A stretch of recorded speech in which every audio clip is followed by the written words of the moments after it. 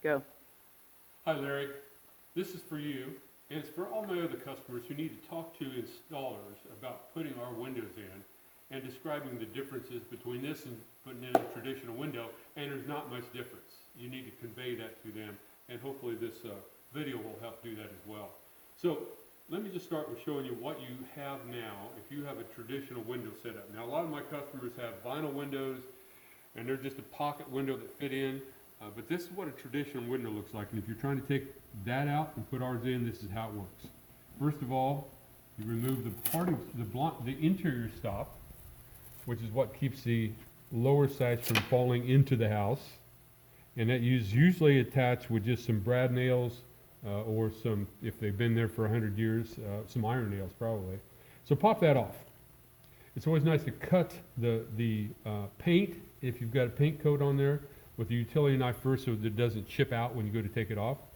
Once this is gone, then you just remove your lower sash. That's what this is. This is emblematic of the lower sash. And once that's out, set it aside. The ideal way is to lower the upper sash and then pull the parting stop out. Like so. Doesn't always come out that easy. A lot of times you have to actually cut it out, because the upper sash won't go down. But either way, just get that out of there, and then at that point the upper sash will come out in your hand. Now please note, both of these sash have the meeting rail that's projecting. It's cut back, and that's cut back because it has to fit around the parting stop. You see? However that works. Yeah, it has to fit around the parting stop. So they've cut this back a little bit to accommodate that. And remember that, because we're going to have to do the same thing with the windows that I provide you. So now we have an open jamb.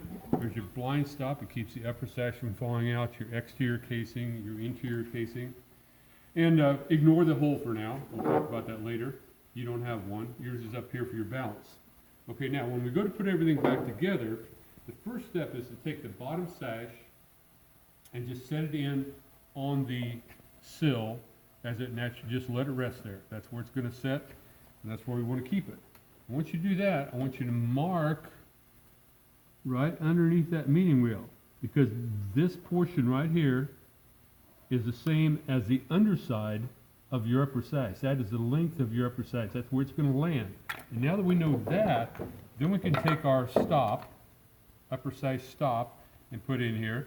Now you can nail it in. There's a number of ways you can handle this, but what we plan on you doing, if your sash, upper sash is not operating, is to just screw this in and put that block right there on the mark where your upper sash is going to land. So with that there, it's time to put the upper sash in. Now before we do that, let me just explain what's going on with the width of these windows, weather stripping, etc. This is actually what you're going to get.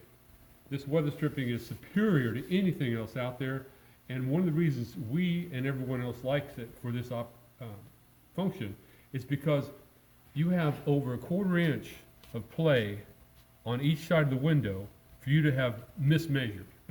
We're not counting on you having mismeasured, but see how flexible that is? That gives you a lot of flexibility. You can be off a little bit in your measurement. It's no big deal. But this is the way that's put together. Now the upper sash is the same way, except we don't put weather stripping on it if it's not going to operate.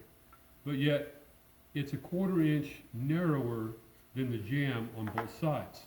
So in order to take up this space, when you put your upper sash in, we provide you these pads that you put on here on the bottom and on the top of the upper sash. And that makes up that 1/4 inch difference, okay? Now, you see that's in there. There'll be another pad up here at the top. And then some people like to take some 1/4 inch foam house wrap and stick in there too, so you're totally insulated. And that's an option for you if you choose. Okay, so with this in place, take that out for now just so it fits a little better. With this in place, there's your upper sash. Okay? Now, we have a little other feature here that we really like. This is our new dust plug. And the thing is, it's really hard to get that cut perfect when you're notching out. What you have to do for your parting stop, remember? See that right there? You got to notch that out so the parting, so it gets around the parting stop. Well, you can be off a little bit here, and if you're off too much, there's going to be air infiltration. So we provide this to give you at least a 1/16 of an inch of play to account for that. So with this in here, right, filling that any voids that you have there, upper sash in place, put your parting stop in the top. Whoop. And you can also put it in the bottom. We just lost the little dust plug. You'll want to tack that in somehow. Okay? And then just spring the other half of the parting stop into the bottom. And there you go, the upper sash is in place. Now, after you cut the meeting rail back on the lower sash to accommodate the parting stop, you just set this in here as well. And you can see how those line up there and how we've got a perfect seal at the meeting rail. Okay, now you wouldn't want to have put your bottom sash in quite yet because we have to balance it. Okay, now it'd be nice if you had a template for the right size. You can make that up easy enough and mark it with your pencil a square on your jam, and that's what's going to happen. So you simply take your oscillating saw, plunge in, boom, boom, boom, boom, and you end up with a nice square hole here for your balance. Now, what I like to do is so my balance, because there's usually a cavity back here that your weights are in, right? And if you just let it go, that could possibly fall back there and you have to dig for it. We don't like that. So I take a 3-inch construction screw and run it into either your rough framing back there or the back side of your balance cavity, and I run it in enough to where the balance just fits perfectly in there without falling back, okay? Now, you'll bend this over here, or we've bent it already, and then you put your upper sash in, your lower sash, and just screw that into the bottom of the lower sash. Now what we've done is we made these balances perfectly in tune with your sash. We weigh the sash, we calculate the weight of the sash, and we calculate the weight of the balances. They come in various weights, and you can barely see it right there, but it's stamped on there. From 4 to 10 pounds, we put them in the right combination. There may be 2 or 3 on here, depending on how big your sash is. But we do the math, you put them in there, screw it all together, and now you're ready to balance your window. And the next step is just reapplying your interior stop.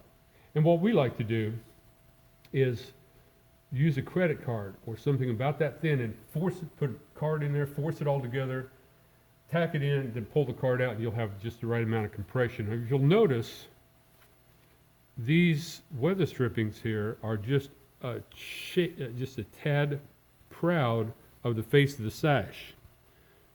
So not only are we getting a seal against the jam here, but we're also getting a seal against the stops on both sides. It makes an excellent seal and absolutely airproof. So that's the installation.